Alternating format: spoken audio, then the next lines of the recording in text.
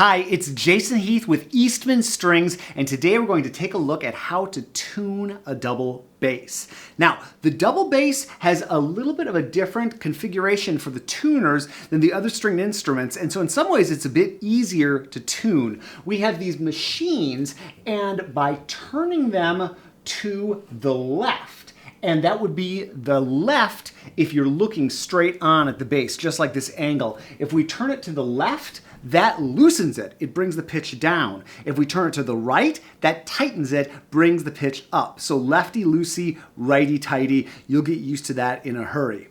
Now, we want to use some sort of tuner to tune our instrument. And you can use a digital tuner if you have one, or more commonly these days, people use an app. So this is my app of choice. It's called Tonal Energy, and it's available for iOS and Android. And ask your teacher for some other app recommendations. They all work pretty much the same. Now, you can tune your bass in a few different ways. One is simply to pluck the strings. So you can pluck the G string and look at the tuner, and you want to get the green smiley face on my particular tuner, or maybe on your tuner you just want to get it to where it says in tune, it's not sharp, it's not flat.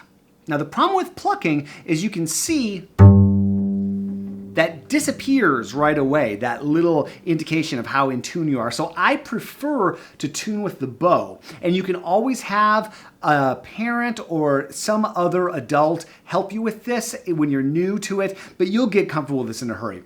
I like to tune starting on the top string, the G string, and going down each string. So let's start with the G string. And you can see it's telling me that it's a little bit sharp. So I have to go lefty-loosey and bring it down. And now you can see it's a little too low. So I'm going to bring it back up until it is in the green.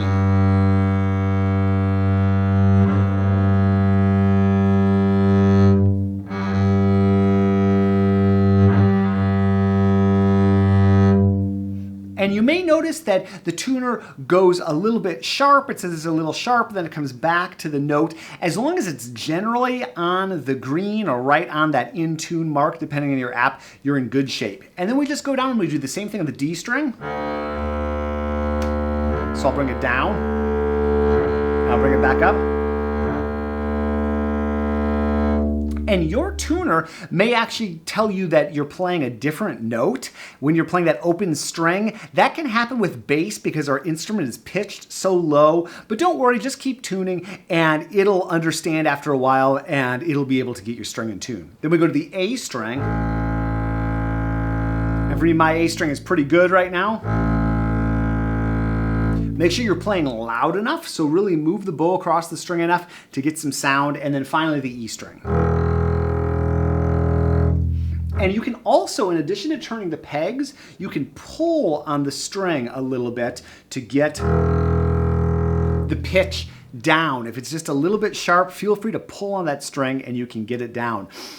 Be sure that you're turning the right peg for the right string. And you can see in the scroll box, if you look into the scroll box, you can trace the string up and you can find which peg corresponds to which string. So for most basses, the G string is on the right side of the bass if you're facing it, or the left side from the player perspective, and it's the lowest peg. Then the D string is the one above that. When we go to the other side of the bass, sometimes the E string is the lowest, sometimes the E string is the highest. It depends. Bass just has some inconsistencies, so just follow that string, and you can see on my bass, the A string is on the low one, and because of this bass extension, the E string is on the high one. So that's a bit about how to tune. Feel free to have a parent or some other adult help you as you're getting going. Use an app, and we'll see you in the next video.